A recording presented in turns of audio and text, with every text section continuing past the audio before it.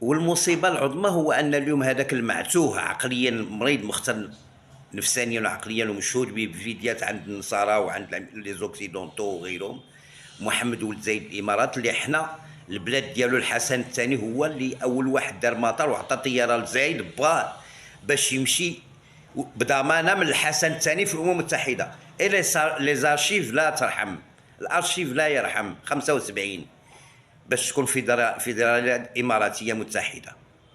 اليوم قال لك هو كيدعم حيت الملك جل قدره مريض، ليس عاجز، مريض، مرضوه وسموا نفس اخنوش ومراته كيدعم. قال لك هذا ولد زايدهم، قال لك كيدعم اخنوش، ما عرفت باش يولي ملك ولا يدير انقلاب. وانا احذر السلطات الامنيه والقوات المسلحه الملكيه،